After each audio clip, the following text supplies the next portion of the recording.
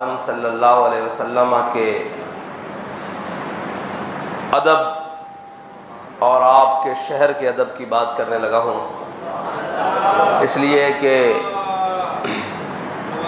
پوری دنیا میں ہم نے تو اپنی آنکھوں سے ایک شخص ہی دیکھا ہے جس نے سارے ادبوں کو چھوڑ کے حضور کا ادب بتایا ہے اور حضور کے ساتھ جو چیزیں منسلک ہیں ان کا ادب بتایا ہے، ورنہ ہم نے جہاں بھی دیکھا جس کو بھی دیکھا اس نے اپنا ادب ہی بتایا۔ اس نے کہا مینو منو میری منو، بابا جی نے فرمایا نہ انہاں نو منو نہ انہاں دی منو، بس حضور نو منو، اور اسی کے ماننے میں بھلائی ہے۔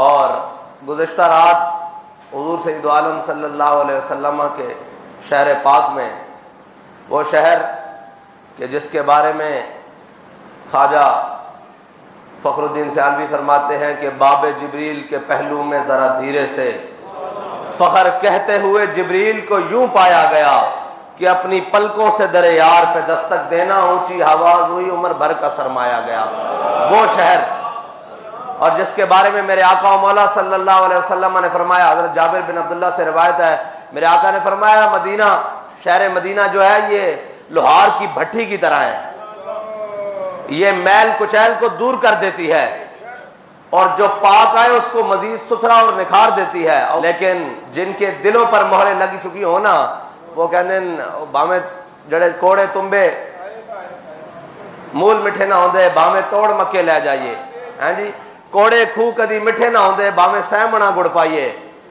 بابا جی حضرت مولانا روم کے حوالے سے ایک بات کرتے تھے کہ حضرت مولانا روم نے فرمایا ہے کہ جو بدبخت ہے نا اس کو نبی کی مجلس بھی فائدہ نہیں دیتی، یہ جو ہے نا یہ بدبختی ان کے دلوں پر لکھ چکی ہے، اس کے بدبختی ہونے کی وجہ سے اس کے پیچھے ایک بدبخت ہے جس نے اپنے اقتدار کی خاطر تو پورے پاکستان میں شور ڈالا اور اپنے اقتدار کی خاطر کہا کہ کانوں میں یہ بھی کہنا ہے کہ ہم نے آزادی لینی ہے، یہ تو بات کی بات ہے نا کہ آزادی کس سے لینی ہے، لیکن ساری باتیں بتائیں لیکن حضور کا ادب نہیں بتایا، اس لیے وہ بے ادب بن کر وہاں پھر رہے ہیں حضور کے دربار میں، جہاں پر ادب گاہے زیر آسماں از عرش نازک تر۔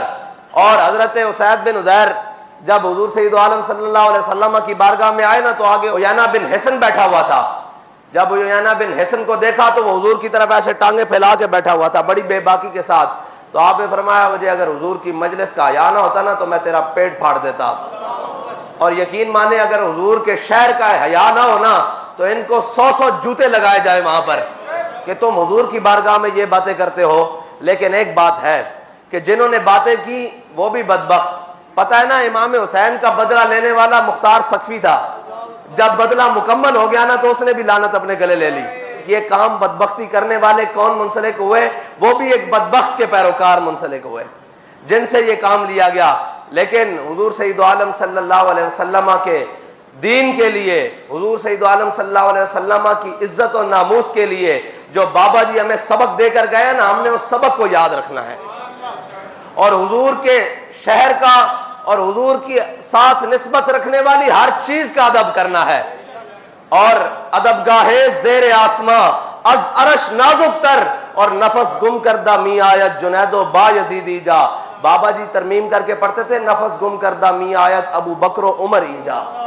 یہ اتنی نازک بارگاہ ہے جہاں پہ اولیاء صحابہ سارے سانس روک کر بیٹھتے ہیں، تم وہاں پر اپنے بک بکارے لگاؤ، تمہارے لیے اللہ تعالیٰ کا بہت دردناک عذاب ہے۔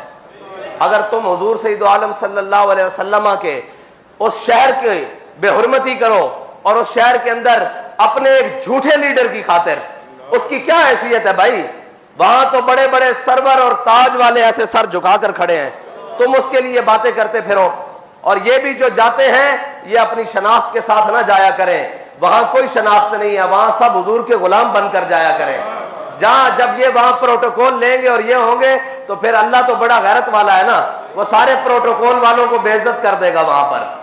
وہاں پر ہے ہی نہیں، وہاں پر تو بالکل ایسے سانس روک کر اور وہ دور جہاں جگہ ملے وہاں خاموشی سے کھڑے ہونا ہے، کیونکہ یہ بڑی نازک بارگاہ ہے۔ لا ترفعوا اصواتکم فوق صوت النبی، یہی بات تو حضرت صدیق اکبر نے کہا جیسے حضور کی ظاہری حیات میں ہے اسی طرح حضور کے جانے کے بعد بھی ہے کہ حضور کے سامنے آواز بلند نہیں کرنی. ہمارے علماء نے تو بڑی احتیاط کی ہے. یہ ساری باتیں اس لیے ہیں کہ ہم بتانا چاہتے ہیں کہ حضور سید عالم صلی اللہ علیہ وسلم کے شہر کو آپ عام معاملہ نہ سمجھیں اور اس بات کو کوئی چھوٹی بات نہ سمجھیں. وہ حضور کا دربار ہے. وہاں پہ تو انبیاء اولیاء سانس روک کر ہمتن خاموش بیٹھے ہیں. 70,000 قدسی صبح و شام آ رہے ہیں جن کی خبر کسی کو نہیں ہے. وہ اسی لیے آ رہے ہیں کہ یہ حضور کا دربار ہے. اور یہاں تو سانس اونچی ہونے سے اعمال اکارت ہو جاتے ہیں. یہ وہ جگہ نہیں ہے جہاں پر آپ ایسے بے باکیاں کرتے جاؤ. بہتر ہے کہ تم وہاں جاؤ ہی نہ. بہتر ہے کہ تم وہاں جاؤ ہی نہیں. اگر تمہیں احساس پیدا ہو جائے تو تم تو کبھی تصور ہی نہ کرو کہ ہم اس بارگاہ میں کھڑے کیسے ہوں گے. رکتے ہیں یہیں قدم آ کے اہل نظر کے, اس کوچے سے آگے نہ زماں ہے نہ زمیں ہے. اور ہر ایک کو میسر کہاں تیرے در کی غلامی, اس در کا تو درباں بھی جبریل امی ہے. یہ کوئی عام بات نہیں ہے اور بڑی خطرناک بات ہے. اتنی بے باکیاں اچھی نہیں ہیں.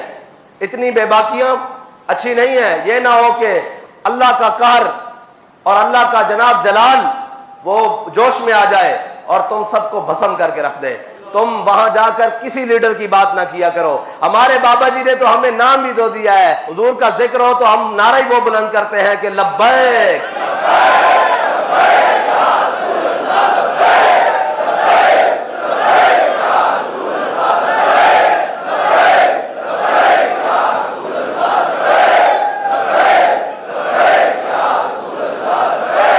پاس تو نعرہ اور اعلامیہ اور بیانیہ ہی وہ ہے جس میں ذاتی تشخص ہے ہی نہیں, جس میں ذاتی شخصیت ہے ہی نہیں. وہ حضور کی بارگاہ میں لگایا جائے تو حضور بھی خوش ہوں گے. اور اگر تم وہاں کھڑے ہو کر کہے گو کہ اب آئے گا عمران تو پھر تو یہ بری بات ہے نا. یہ تو قبول ہی نہیں ہے. ادھر وہ کوئی آ کے کہے کہ اب شیر آیا, ہم تو کہتے ہیں نہیں حضور کا دین آیا. ہم تو یہ کہتے ہیں کہ تاجدار ختم نبوت.